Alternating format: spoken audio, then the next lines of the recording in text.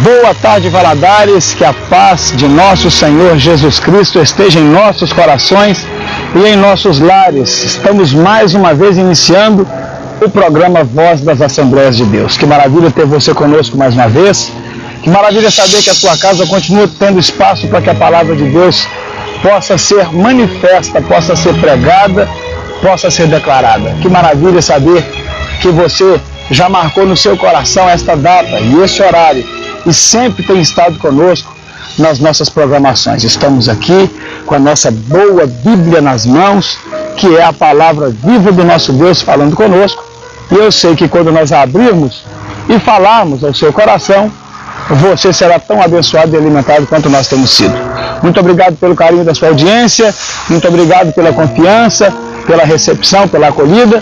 Nós também te acolhemos no amor de Cristo e o nosso desejo sincero é que ao longo deste programa o Espírito Santo possa falar fortemente em sua vida.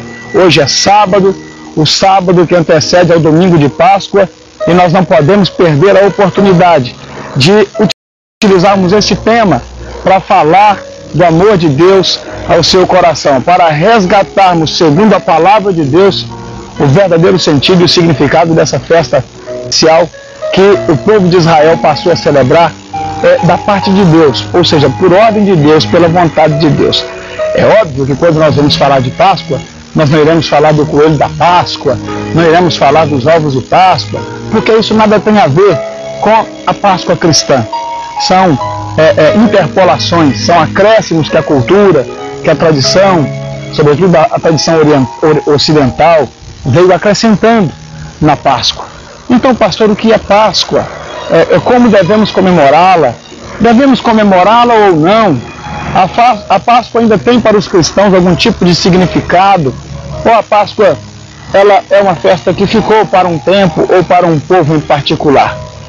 Pois bem, querido, ao longo deste horário de programação, nós iremos discutir essas questões, buscando na palavra de Deus um resgate histórico da Páscoa, conforme foi lá nos dias da sua origem, e também iremos aplicar esta festa determinada por Deus na vida do povo de Israel. Nós iremos aplicá-la num sentido cristocêntrico, fazendo uma relação entre a obra de Jesus Cristo, feita para todo o mundo, e também a Páscoa celebrada por Moisés entre os judeus, e ao final iremos trazer uma mensagem relacionada a Jesus Cristo, nosso Cordeiro Pascual, citando o fato, ou ressaltando o fato, de que a obra de Jesus Cristo é a obra da salvação, é a obra da libertação, é a obra do resgate.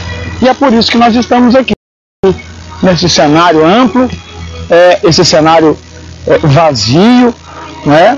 Um cenário bem desértico, justamente para fazer uma relação deste evento que se iniciou lá no deserto da Judéia com o programa que nós iremos fazer. Por quê? Porque foi num ambiente como este, num cenário como este, que a primeira Páscoa foi celebrada. Sim, a primeira comemoração da Páscoa, ainda que alguns pensem, não, pastor, a primeira Páscoa ela foi celebrada lá no Egito, antes da saída do povo. Mas perceba, ali nós não temos uma celebração, ali nós temos a realização de um evento por ordem de Deus. Aquela primeira Páscoa não foi uma festa de celebração, foi um evento eficaz, foi o cumprimento de uma determinação de Deus. A Páscoa mesmo, a primeira celebração da Páscoa, ocorreu um ano após aquele evento da saída do Egito, em que o povo de Deus fez uma festa realmente, né? Nós vamos discutir tudo isso e vamos falar disso ao longo da nossa programação. E eu te agradeço por você me acompanhar. Eu tenho certeza que após o programa de hoje, você irá aprender alguma coisa a mais a respeito da Páscoa e você não vai deixar de comer o seu chocolate. Você não vai deixar de celebrar com as pessoas, mas você vai entender que o verdadeiro significado da Páscoa precisa ter a pessoa de Jesus Cristo como tema central. Porque Jesus Cristo, nossa Páscoa, já foi sacrificado por nós, conforme está escrito na palavra de Deus. Então, venha comigo, fique conosco e nós iremos aprender tudo isso. Vamos ser ministrados da parte de Deus com a sua palavra e essa data não passará despercebida. mas será uma data significativa, não apenas para este ano, mas para todos os anos vindouros. E você poderá ensinar para as pessoas que você ama, para os seus filhos, para os seus netos, para todos, que a Páscoa verdadeira é ter Jesus Cristo em nosso coração, porque o sacrifício perfeito já foi feito e a nós cabe apenas aceitá-lo e caminharmos na fé e na esperança de que dias melhores virão. Querido, que Deus em Cristo te abençoe, seja bem-vindo mais uma vez. Eu vou fazer um primeiro break aqui e vamos louvar a Deus com uma canção que fala alguma coisa a respeito deste tema, do Cordeiro de Deus que tira o pecado do mundo. E enquanto nós louvamos a Deus, você pode se preparar, porque nós ainda temos alguma coisa boa da parte de Deus para chegar aos nossos corações e ao longo dessa programação, Deus estará gotejando como um orvalho celestial, como algo santo, como algo especial para nós, esse conteúdo em nossa vida. Louvemos a Deus e daqui a pouco a gente volta. Tomara que num cenário menos desértico do que esse, alguma coisa mais próspera, mais bonita, mais acalentadora. Vamos lá, daqui a pouco a gente continua. Eu tentei falar, mas não pude me aproximar de ti.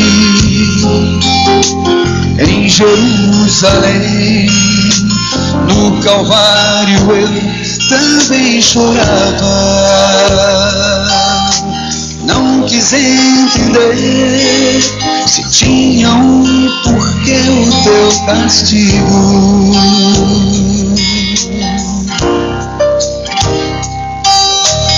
Eu só quis saber, quero ver.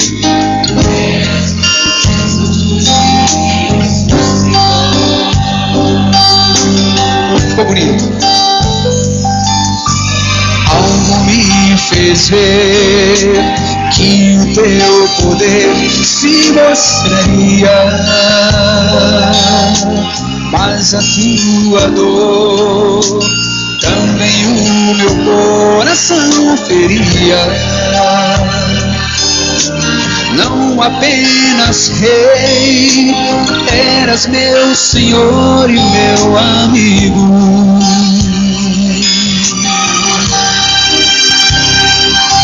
Ao te ver naquela cruz, uma parte da tua dor ficou comigo.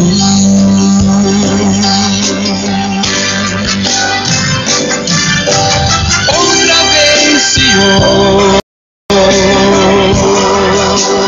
mostra o teu poder, transforma a morte em vida, pois em tuas mãos a vida se formou.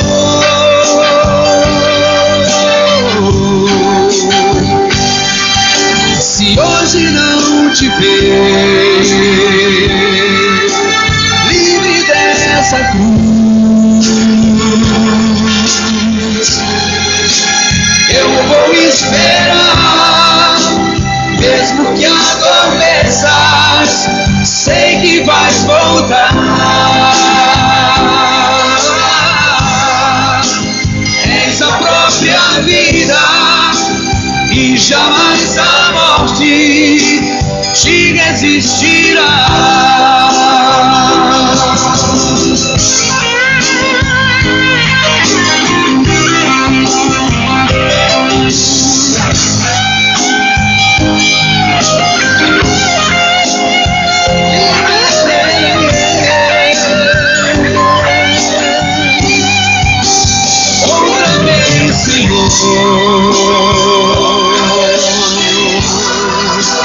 Mostra o teu poder,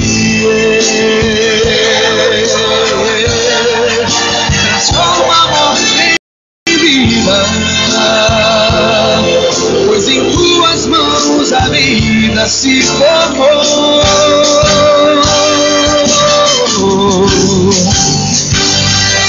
Se hoje não te ver livre dessa cruz, eu vou esperar, mesmo que adormeças, sei que vais voltar.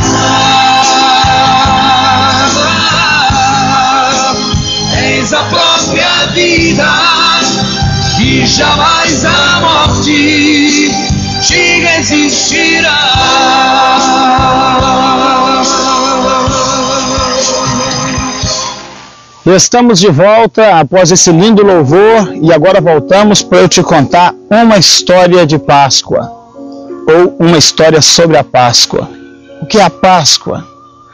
Páscoa é uma palavra trazida para o nosso português, mas que no seu original, da língua hebraica, significa passagem, passar por cima ou poupar.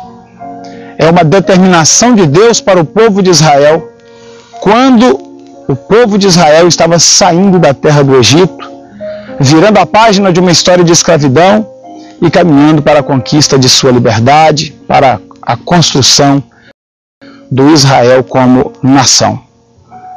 Essa história, na verdade, começa muito antes. Começa quando José, filho de Jacó, que é Israel, estava assumindo a posição de governador do Império Egípcio, sendo o primeiro homem abaixo do trono onde se assentava o faraó. José era filho de hebreus. José era hebreu. E agora, estando no posto máximo do poder executivo do Império Egípcio, José decide salvar a sua família da fome. E traz para o Egito seu pai Jacó e seus irmãos, toda a sua família, que por aquela ocasião seriam aproximadamente 60 e poucas pessoas. O faraó, muito grato a José por tudo o que Deus fez de bom para o Egito, por causa da vida daquele homem, o faraó então separa uma terra ao norte do Egito, para que o povo de Israel ali habitasse. E de fato o povo de Israel se fixou naquela terra e ali edificou suas plantações, ali criou o seu gado, as suas ovelhas, e o povo se consolidou. O tempo passou, Jacó foi recolhido à eternidade, José também foi, e o povo de Israel cresceu muito. Aquelas quase 70 almas se transformaram agora em milhares, em milhões de pessoas, e prosperavam dentro do Egito, a ponto de se tornarem uma ameaça para o povo que era o maior império daqueles dias. E a Bíblia diz de uma forma bastante interessante que então se levantou um faraó que não conhecera a José, um homem que estava agora governando o Egito, mas não conhecia a história recente de sua nação. Alguns séculos haviam se passado. Um jovem faraó se assentava no trono e ele percebeu que Israel era estrategicamente uma ameaça para o Império Egípcio. Foi um tempo difícil em que as perseguições se levantaram contra o povo de Deus. Foi um tempo de angústia em que o povo de Deus, de um povo próspero e abençoado, passou a ser um povo que amargou a escravidão debaixo do cárcere, construindo as cidades egípcias, os seus projetos arquitetônicos. O povo de Israel que chegaram no Egito, tendo o Egito como uma terra de salvação, agora viu no Egito a maioria das causas de todos os seus sofrimentos. E o povo de Israel começou a amargar debaixo do cativeiro.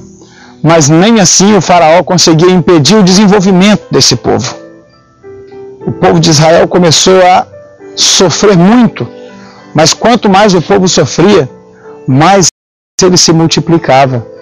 E é nesse cenário que o faraó então toma uma atitude drástica.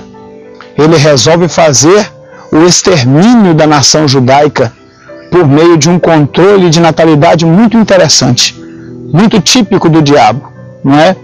O controle de natalidade que o faraó estabeleceu para que o povo de Israel passasse no Egito era o seguinte: as mulheres hebreias, quando dessem à luz, se tivessem filhos do sexo masculino, essas crianças deveriam ser mortas.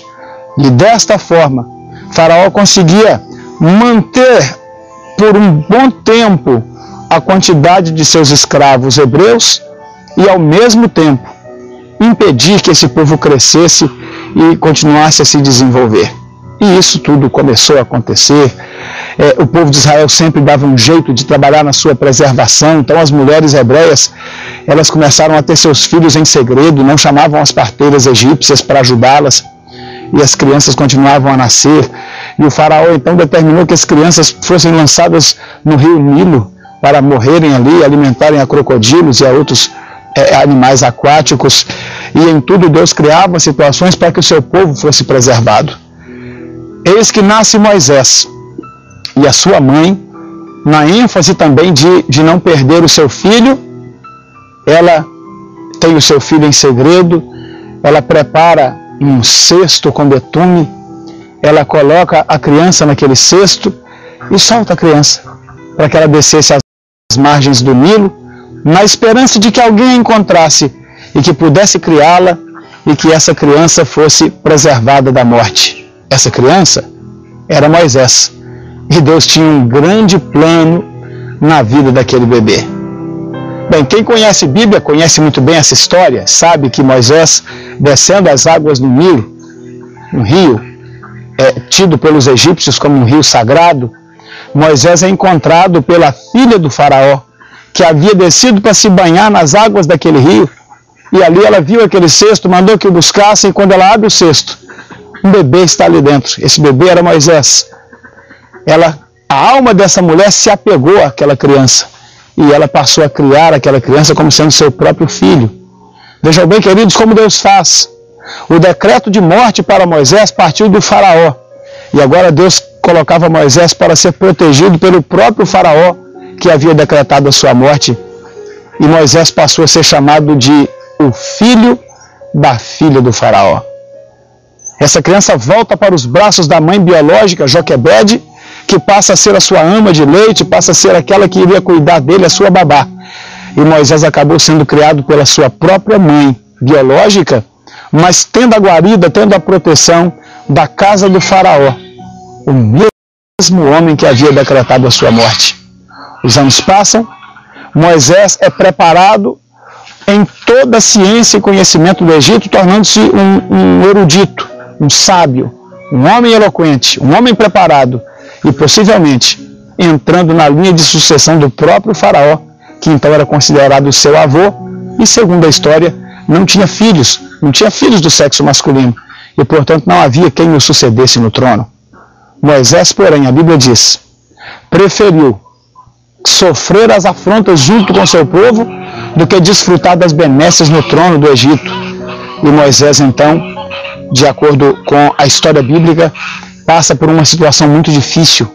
Ele, um dia, andando pelas ruas do Egito, ele vê um egípcio torturando um judeu, um hebreu.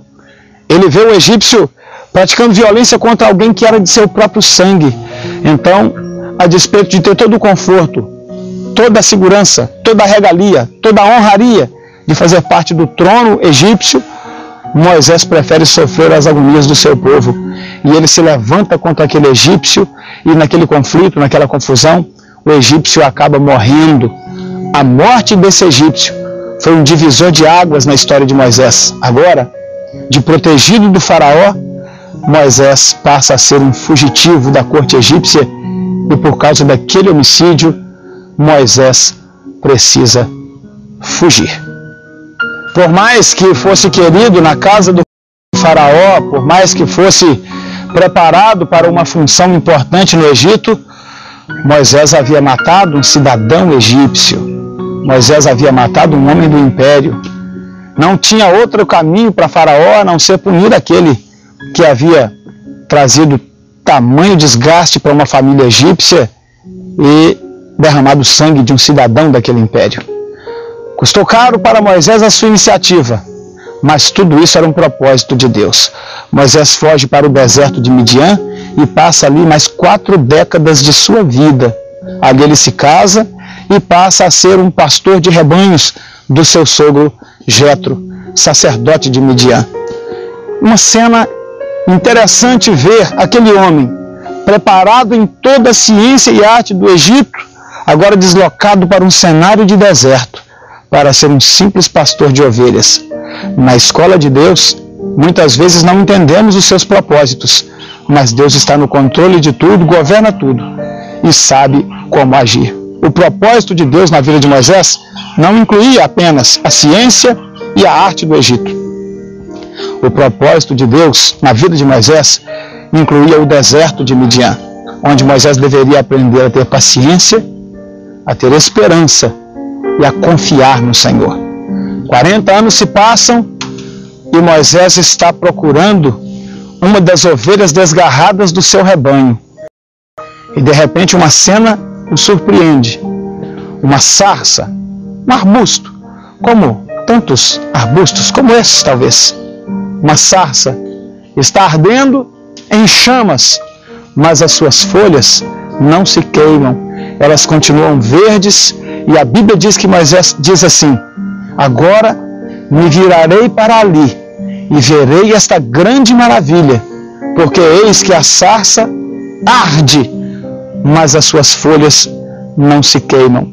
E quando Moisés caminha em direção àquele arbusto que ardia em chamas do céu, ele ouve uma voz do céu que lhe diz: Moisés, tira as sandálias dos teus pés, porque a terra que você está é uma terra sem vida. Moisés não falava com Faraó, Moisés não falava com seus sábios professores do Egito. Moisés ouvia a voz de Deus e falava aos seus ouvidos. Deus diz a Moisés que o clamor do povo de Israel chegou aos céus. Deus diz que a súplica daquele povo chegou aos seus ouvidos e que o tempo do cativeiro havia passado e que Moisés era a pessoa a quem ele iria usar para tirar o seu povo do Egito, da terra da servidão, e fazer com que esse povo fosse introduzido numa nova terra, a terra que manava leite e mel, uma terra próspera, abençoada, que Deus jurou a Abraão que daria a ele e a sua descendência. Moisés resiste à ordenação de Deus. Moisés pensa que ele não seria a pessoa indicada. Pelo contrário, Moisés pensa que entre os seres humanos, ele seria a pessoa menos indicada para voltar ao Egito, uma terra onde ele era procurado, onde ele era proscrito, de onde foi banido por ter cometido um homicídio ali e matado um cidadão daquela terra. Mas Deus não trabalha como o homem trabalha. Deus não trabalha nas limitações do homem. Aquilo que parece estratégico para o homem, para Deus nada significa. Aquilo que a nós parece ser o ideal, nem sempre será o propósito e o ideal de Deus. Moisés precisava se deixar surpreender por Deus, assim como nós também precisamos aprender a confiar. Não confie, querido, onde você está pisando. Não confie na sua fortuna. Não confie naquilo que é material e que aparentemente te traz segurança. Não confie na sua própria sabedoria. Não confie na sua própria preparação. Confie unicamente no Senhor e na sua palavra. Acredite naquilo que Deus diz, porque as coisas que Deus faz, ainda que a princípio sejam incompreensíveis para nós, no final serão uma grande obra de vitória que vai mudar a nossa vida e dar razão para aquilo que nós somos chamados para existir. Moisés não havia sido poupado do rio Nilo para ser apenas mais um hebreu na escravidão. Moisés não havia sido poupado do Nilo para ser mais um pastor de ovelhas no campo de Midian. Moisés era um homem para quem Deus tinha uma vocação, uma chamada e uma grande obra de milagres a ser realizada. Moisés, conforme o decreto de Deus, volta ao Egito e por repetidas vezes fala ao faraó dizendo: assim diz o Senhor, deixa ir o meu povo da terra do Egito, da casa da servidão, para que me sirvam no deserto. Mas faraó, repetidas vezes, resistiu à voz de Deus e dizia: quem é o Deus de Israel? Eu não conheço o Deus de Israel. Eu não vou libertar esse povo. E a Bíblia, ela, por vezes também, fala dos milagres que Deus realizou diante dos olhos de Faraó, tentando fazê-lo ver que o Deus de Israel é Deus. Mas nada disso moveu o coração daquele rei. Então, o Senhor manda 10 pragas sobre a terra do Egito, e essas pragas sucessivamente vão destruindo e jogando por terra toda a crendice egípcia, toda a idolatria do povo egípcio, todo o seu fanatismo religioso, mostrando que o rio Nilo não tinha nada de sagrado, era apenas um rio. Deus converte as águas do rio Nilo em sangue. Esse mesmo rio, que para o povo do Egito era quase que uma entidade espiritual que lhes mandavam bênçãos, Deus faz sair do Nilo rãs, anfíbios, animais que até hoje provocam em nós um certo asco, um certo nojo, um certo incômodo. Eram esses tipos de animais que Deus fazia fluir do rio, de quem os egípcios diziam que era o rio de suas bênçãos, o rio de sua prosperidade. Deus manda moscas sobre o povo do Egito. Deus manda praga de saraivada. Deus manda praga das trevas, a praga dos gafanhotos que destruiu toda a sua plantação. Deus manda a mortandade que varreu os rebanhos egípcios, destruindo toda a sua prosperidade, e assim sucessivamente.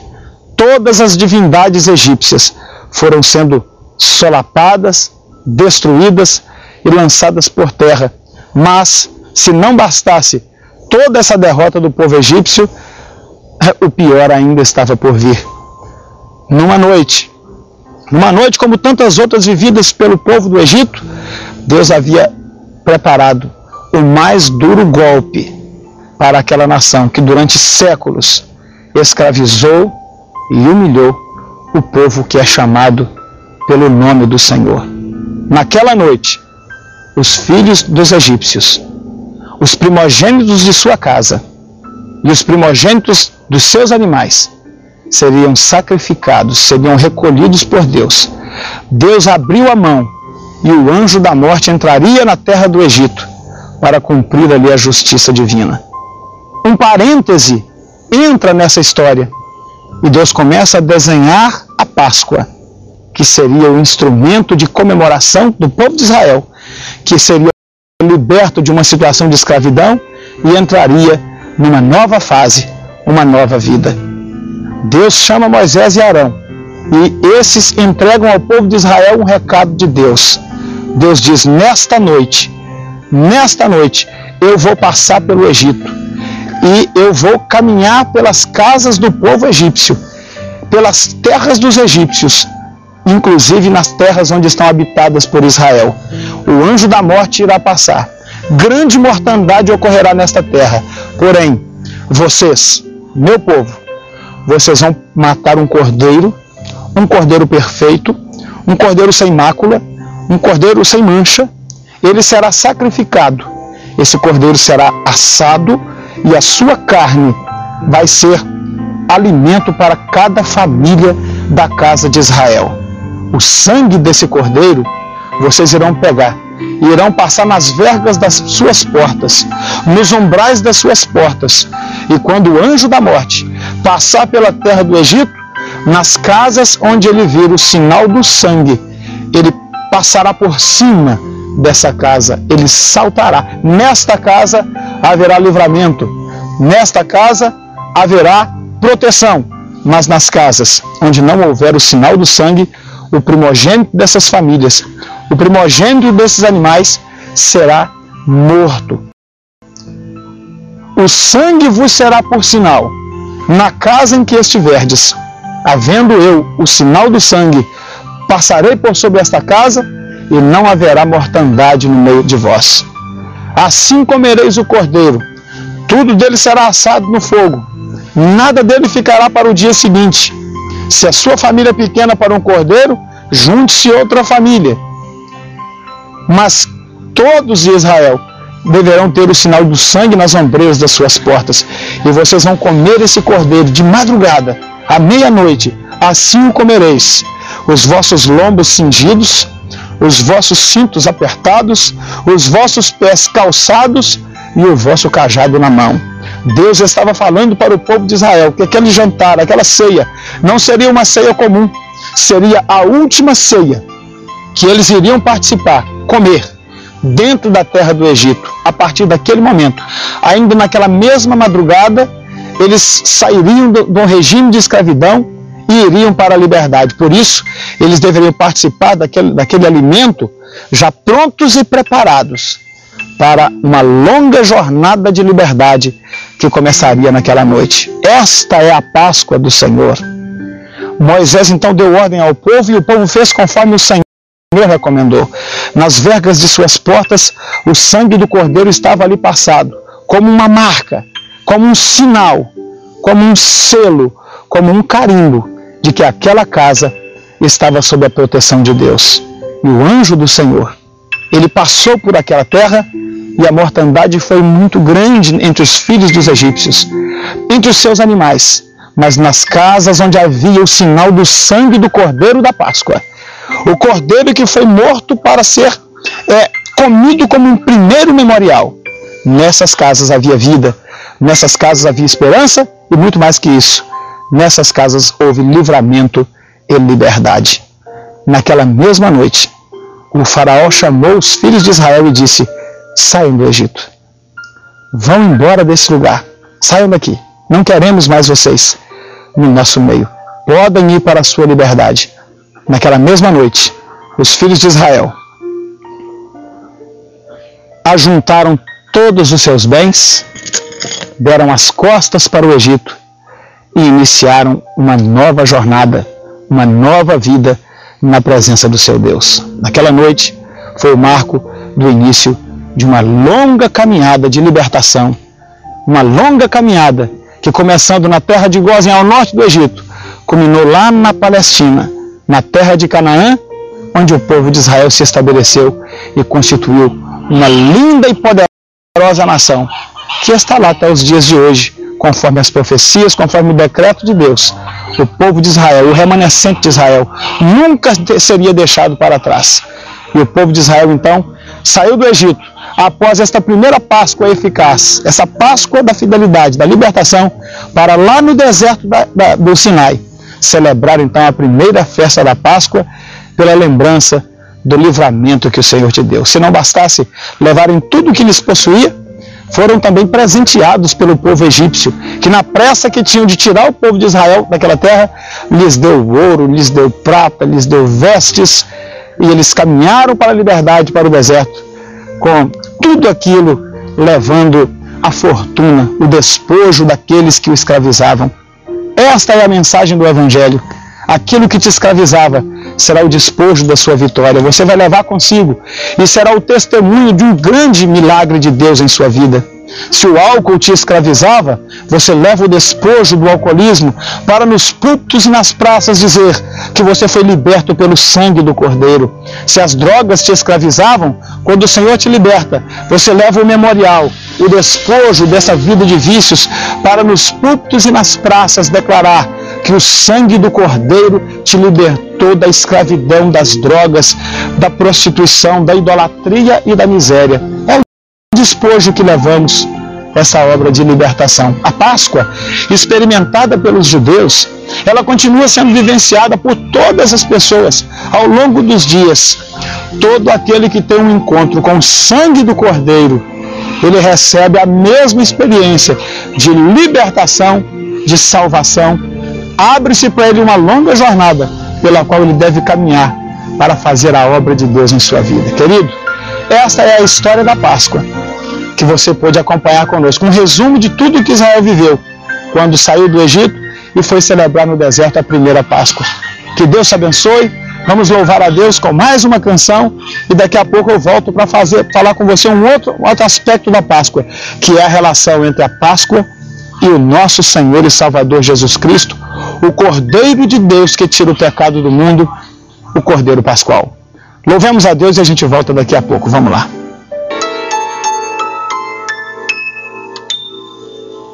Meus olhos tão cansados e marcados pela dor, não me importava mais a vida sem qualquer valor. Humilhado em uma cruz, vendo ódio em cada olhar, só queria ter mais uma chance de recomeçar.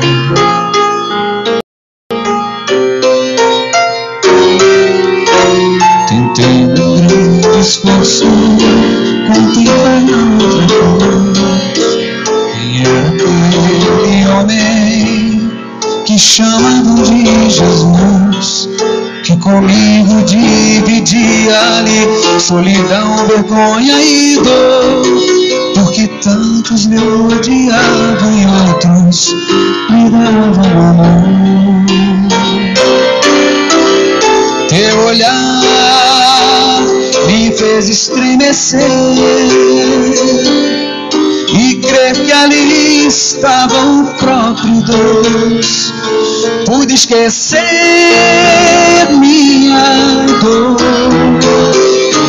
Tinha ao meu lado um rei, morrendo por falar de amor. Na luz do teu olhar, senti o teu perdão. Lavaste com teu sangue meu coração. Sei que esse amor não tem fim. Creio que és filho de Deus. Ninguém jamais me olhou assim. Quando entrares no teu reino, lembra de mim.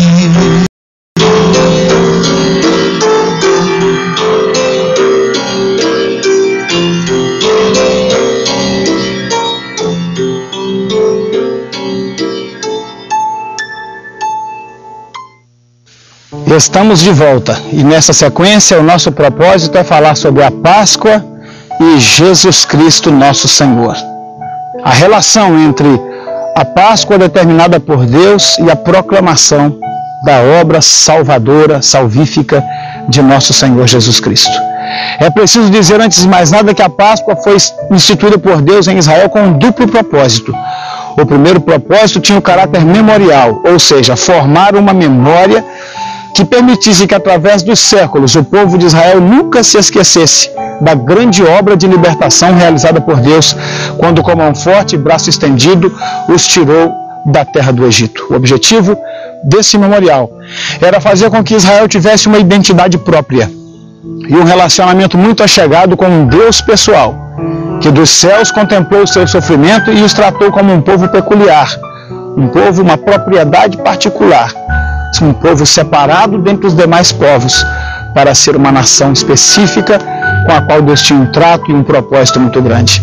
Esse memorial falava também de uma obra que permitisse ao povo ter um coração grato, a partir da memória de que foram tirados de uma terra onde foram selecionados para serem extintos, selecionados para serem aniquilados pela ira de um imperador.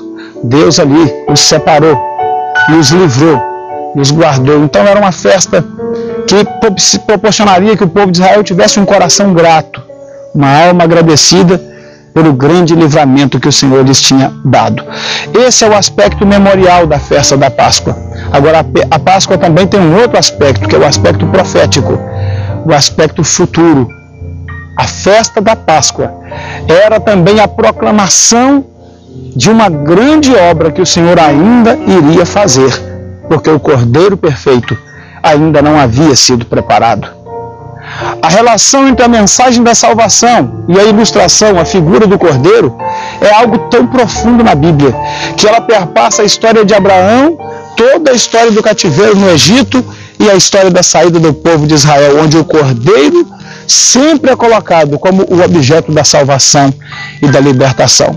Foi assim com Abraão no sacrifício de Isaque, no Monte Moriá, quando da parte de Deus foi dito que o menino não seria morto, e Deus providenciou um cordeiro, o filho de uma ovelha, para ser morto no lugar do Isaque, dando ao menino então a libertação e permitindo que Abraão tivesse o seu sacrifício feito, cumprisse o seu propósito sacrificial de adoração diante de Deus. O tempo passou e o sangue do cordeiro mais uma vez foi o sinal para a libertação do povo de Israel. E agora, na celebração da Páscoa, a mensagem de libertação que a Páscoa apregoa era também uma mensagem profética de que através do Cordeiro de Deus o mundo seria livrado dos seus pecados. A Páscoa tem, portanto, um aspecto que aponta para o passado, no sentido do memorial, da gratidão, da alma grata a Deus pela libertação, mas também o aspecto profético que aponta para o futuro.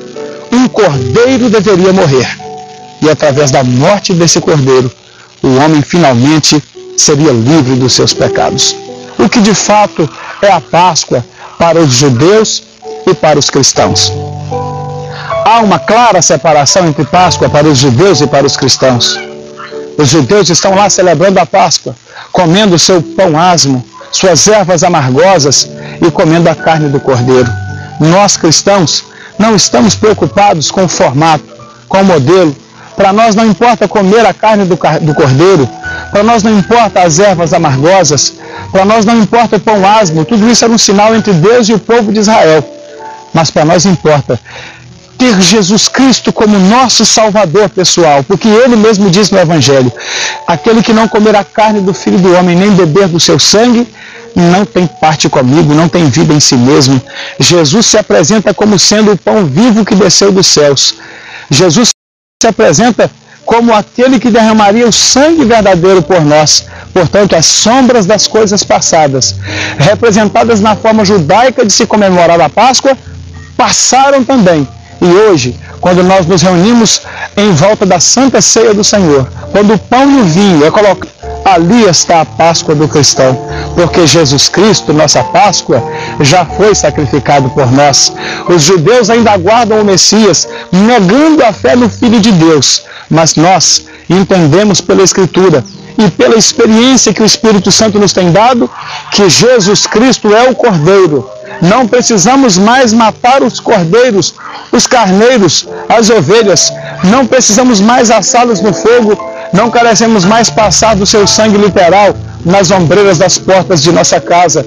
Porque a porta da nossa casa espiritual, que é o nosso coração, já foi lavada, já foi santificada, já está marcada pelo sangue do Cordeiro, Jesus Cristo, o nosso Senhor, a nossa Páscoa.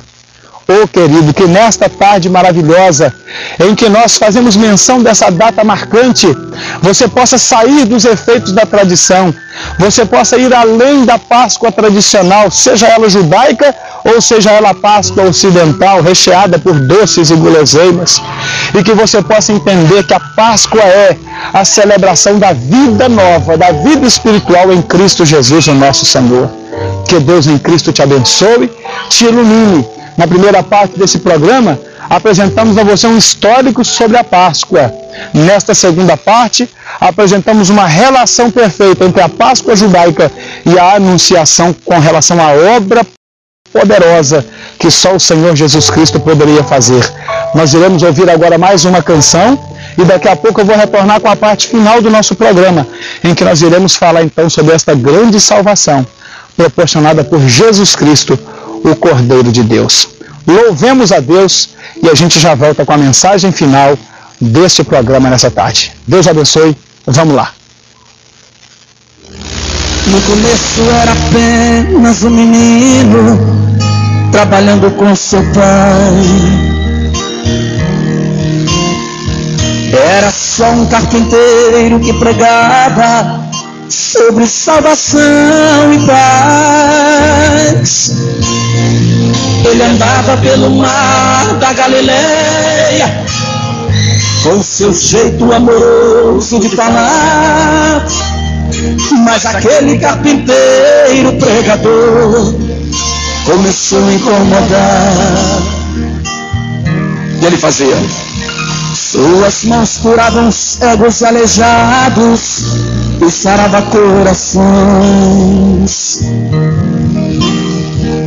Muitos pobres eram bem alimentados pelas multiplicações.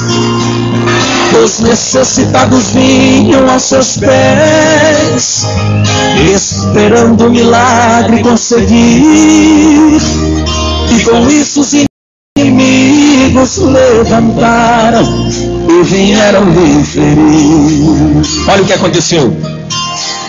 De repente o carpinteiro aparece. O quê? Carregando uma cruz pelo caminho.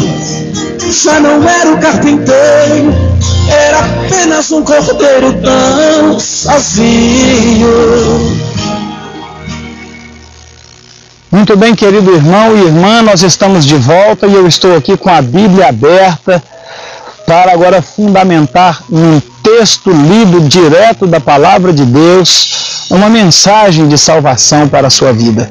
Até agora temos citado a palavra de Deus, o efeito é o mesmo, é a palavra de Deus, mas para nós é significativo lermos a Bíblia. Esta palavra maravilhosa, transformadora, palavra poderosa para influenciar, palavra que mudou a história de uma nação e muito mais do que isso, mudou a história do mundo inteiro, como nós conhecemos.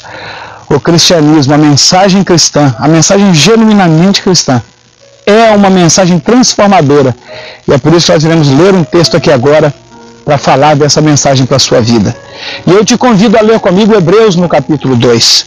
Leremos a partir do versículo 3, que diz: Como escaparemos nós, se negligenciarmos uma tão grande salvação, que começando a ser anunciada pelo Senhor, foi depois confirmada pelos que a ouviram, testificando também Deus com eles, por sinais e milagres, e várias maravilhas e dons do Espírito Santo, distribuídos por sua vontade. Como? Como pode o homem escapar, negligenciando uma mensagem tão maravilhosa como a palavra de Deus? Eu volto agora ao início do nosso programa para lembrar a você do que disse, quando lá em Israel a palavra salvadora era: passe do sangue do cordeiro nas ombreiras das suas portas, nos portais de sua casa. Esta era a mensagem que fazia divisão entre a vida e a morte, a bênção e a maldição. Aqueles que se curvassem a esta palavra teriam de Deus a proteção, e o anjo da morte saltaria a sua casa. Ali não haveria maldição, não haveria choro, não haveria sentença, não haveria condenação. Mas nas casas em que fosse desobedecida a ordem de Deus e não houvesse o sinal do sangue nas vergas de suas portas, nos umbrais de suas portas, ali, por causa da negligência, por causa do abandono à palavra de Deus, ali não haveria nenhuma esperança de bênção e de vitória. Isto nos associa mais uma vez à palavra de Deus para esta tarde, nesta semana em que se comemora a Páscoa. Como o israelita poderia escapar? Naquela noite em que o anjo do Senhor entrou pelas terras do Egito para realizar o decreto de morte que veio da parte de Deus, uma só coisa faria com que Israel escapasse: a obediência à palavra de Deus. E talvez você possa achar que isso é fácil, mas não é fácil. Não fazia nenhum sentido aquilo. Até então o povo de Israel jamais havia feito aquilo outrora. Jamais havia lido em qualquer escrito de fé que deveria passar sangue em sua porta. Pense bem, querido, uma ordem a princípio surpreendente e ao mesmo tempo estapafúrdia. Alguém poderia dizer: mas o que é isso? Isso não faz sentido nenhum. Para que eu vou então pegar do sangue desse cordeiro e manchar as vergas da minha porta com esse sangue? Esse Moisés só pode estar ficando maluco. Eu não vou fazer isso não faz sentido algum para mim. Eu não entendo por que disso, não farei.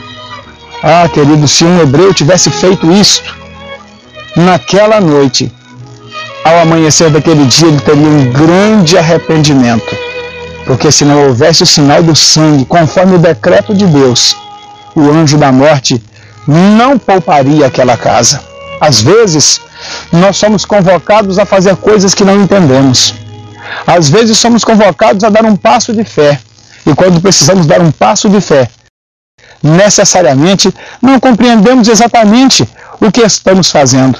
Mas a salvação do povo hebreu naquela noite de Páscoa tinha a ver com este ato de fé, com este ato de obediência. O hebreu precisava dizer: não entendo por que isto, não consigo compreender a razão disto, mas se é um decreto de Deus, se o homem de Deus está dizendo, se esta é a palavra de Deus, então eu farei. E muitos hebreus então foram livres da morte, porque se sujeitaram, porque entenderam a palavra de Deus para as suas vidas. Nesta geração, transportando para os nossos dias, nós encontramos o mesmo cenário. A transição desse cenário pascual para o nosso cenário é o Calvário. Jesus pendurado ali, morto na cruz, ensanguentado, ferido. Isaías diz: moído pelas nossas transgressões.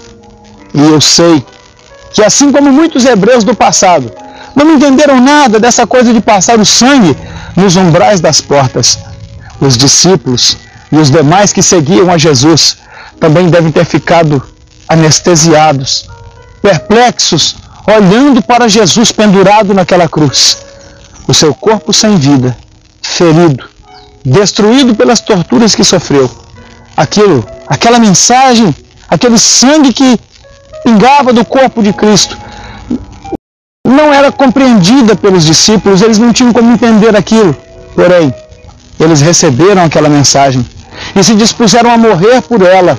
Jesus Cristo, o sangue de Jesus Cristo derramado na cruz, é o instrumento que vai fazer com que a ira de Deus, o anjo da morte, ele passe sobre nós e nós sejamos poupados. De maneira que, na casa espiritual, na vida em que o sangue de Cristo for um sinal, então ali há esperança, a vida, a misericórdia.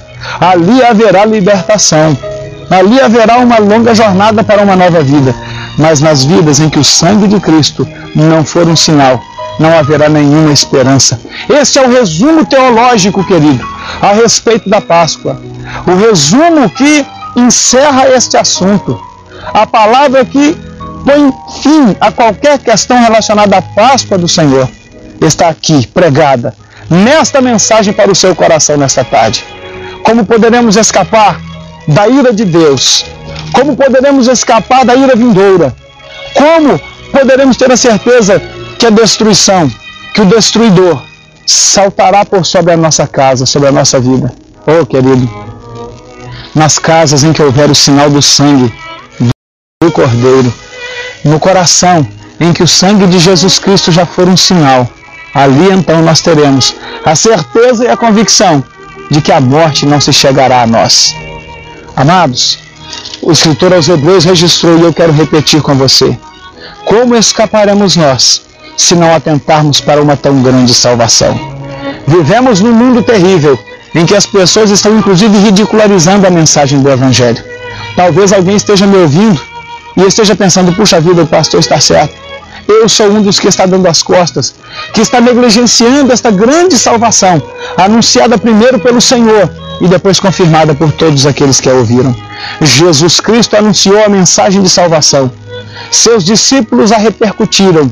A igreja do Senhor continua levando essa mesma mensagem. E eu, como discípulo de Cristo, estou nesta tarde lhe dizendo: você não tem como escapar se você negligenciar esta tão grande salvação. Num tempo em que a Páscoa virou mais uma festa comercial, a exemplo do que já fizeram com o Natal. Num tempo em que as pessoas estão dando as costas para Deus, vivendo vidas materialistas, vidas hedonistas, ou seja, vidas que buscam apenas a realização integral e total dos seus prazeres. Num tempo em que a mensagem do cristianismo parece mais uma utopia, um conto de fadas, uma história para fazer criança dormir. Num tempo em que muitos púlpitos já têm substituído a mensagem de salvação por uma mensagem contextualizada a esse tempo capitalista. Num tempo em que as pessoas só esperam em Deus para satisfazer os seus desejos e seus sonhos, nós estamos aqui resgatando a Páscoa do Senhor. Jesus Cristo, nossa Páscoa, a nossa salvação, já foi sacrificado por nós. Que nesta tarde o Espírito de Deus te ilumine, que você encontre em si mesmo misericórdia para a sua alma e que você então, pela palavra de Deus, possa compreender que para além dos ovos de chocolate, para além dos coelhos de Páscoa, que introduzidos pela cultura ocidental fizeram somente destruição para o verdadeiro sentido da Páscoa, para muito além dessas bobagens mercantilistas em que você está gastando o seu dinheiro naquilo que não é pão, para muito além de toda esta porcariada que foi introduzida no contexto do cristianismo e destruiu o significado da verdadeira Páscoa, que nesta tarde Jesus Cristo, nossa Páscoa, possa se tornar real em sua vida, que você se abra para o verdadeiro significado dessa festa e entenda que sem o Cordeiro de Deus, sem o sangue do Cordeiro na sua vida, você não terá nenhuma esperança, você não poderá escapar. Como escaparemos nós se negligenciarmos a uma tão grande salvação? Como poderemos escapar se não atentarmos para esse sacrifício tão glorioso? Aos hebreus cabia atender à convocação de Deus, sacrificar o cordeiro e passar o sangue nas vergas da porta. A você cabe atender à ordem de Deus e receber ao Cordeiro de Deus, Jesus Cristo, como seu Salvador, para que o sangue do Cordeiro não esteja marcado nas janelas e nas portas de sua casa, mas que este sangue seja a marca que distingue o seu coração e a sua vida, que este sangue seja a marca central do seu caráter, que a sua vida esteja marcada e definida pelo sacrifício salvador, realizado pelo Filho de Deus, quando a si mesmo se entregou ali na cruz do Calvário. Querido, não marche com a multidão daqueles que se rebelam contra Deus e que negligenciam a mensagem da sua salvação. Não caminhem com a multidão daqueles que se prostituem, daqueles que se alcoolizam, daqueles que se drogam. Não caminhe com a multidão daqueles que idolatram a criatura e abandonam o Criador. Não se caminhe com a multidão daqueles que são maus, dos homens perversos, dos violentos. Não caminhe na multidão dos religiosos, que fazem da religião seu objeto de salvação e se esquecem de Deus, que é o verdadeiro sentido de qualquer religião. Não. Nessa Páscoa, aceite a Jesus como seu suficiente, integral e único Salvador. Creia nele e em sua palavra, porque Jesus Cristo, nessa Páscoa, já foi sacrificado por nós. Não aceite as interpolações, as interferências. Não aceite as fantasias que o diabo sutilmente introduziu para transformar as festas cristãs em festas comerciais. Aceite a mensagem de Cristo. Não negligencie a mensagem de salvação, porque aqueles que fazem assim não terão como escapar. Como escaparemos nós? Diz o escritor aos Hebreus: se negligenciarmos a uma tão grande salvação, como escaparemos nós? Diz o escritor aos Hebreus: se dissermos não para uma mensagem tão poderosa, somente o sangue de Jesus Cristo, ou seja, somente o seu sacrifício no Calvário, é suficiente para salvar o homem. Ó geração perversa, ó homem mau, ó pessoas que têm dado as suas costas para Cristo, nessa Páscoa, o Cordeiro Pascual lhes convida: voltai-vos para Deus, e Ele se voltará para vós. Aproximai-vos do Senhor, achegai-vos à cruz de Cristo, e o sangue de nosso Senhor Jesus Cristo vos purificará de todo o pecado. Oh, eu quero crer que nesta hora há alguém que em sua casa recebeu essa palavra e que sabe que precisa de mudar a sua vida. Eu quero crer que nesta tarde há alguém que, ao ouvir esta mensagem, entendeu que Jesus precisa ser muito mais do que um nome em sua vida. Ele precisa ser o nome que está sobre todos os nomes. E se assim é, se de fato isto aconteceu, eu quero que você feche os seus olhos e ore a Deus, entregando as suas vidas nas tuas mãos. E o Senhor Todo-Poderoso poderá fazer um milagre na sua vida. Feche os seus olhos e vamos orar. Vamos falar com Deus. Vamos entregar as nossas vidas na mão dEle. Vamos receber o seu sacrifício poderoso e eficaz. E o sangue de Jesus Cristo nos purificará de todo o pecado mais uma vez. Amado Deus e Pai, nós nos entregamos em Tuas mãos. Nós aceitamos o Teu decreto, nós nos submetemos à Tua vontade. Nos curvamos ante a cruz, vendo ali o Cordeiro pendurado, morto, porém a morte não pôde retê-lo, não pôde contê-lo, porque os grilhões da morte foram quebrados, e na manhã do terceiro dia Teu Filho ali jazia vivo, ressurreto, e todo o poder lhe foi dado nos céus e na terra. Pai, que a mensagem do Cordeiro Pascual, que a mensagem do Calvário possa hoje falar forte em meu coração, no coração daquele que está me ouvindo. Pai, que o Senhor receba como Teu Filho esse que agora se entrega em Tuas mãos. Ó Senhor, que pecados sejam apagados, que o anjo da morte possa saltar por sobre esta vida, que agora, Senhor, é marcada pelo Teu sangue precioso. Ó Cordeiro de Deus, que tira o pecado do mundo, seja sobre todos nós, sobre todos os que nos ouvem. Nos abençoa com a bênção maior, que é a bênção da salvação. Que os nossos nomes estejam escritos no Teu santo livro e que o pecado seja apagado da vida de todos aqueles que nesta hora, com coração sincero, o recebem como Salvador. Nós te louvamos e te agradecemos em nome de Jesus. Meu amado, que Deus em Cristo te abençoe. No próximo sábado aqui estaremos com mais uma mensagem do Evangelho para o seu coração e que nesta tarde e a partir de hoje, a Páscoa seja a marca de um novo tempo na sua vida. Que Deus te abençoe até o próximo sábado, se Deus quiser. Até lá.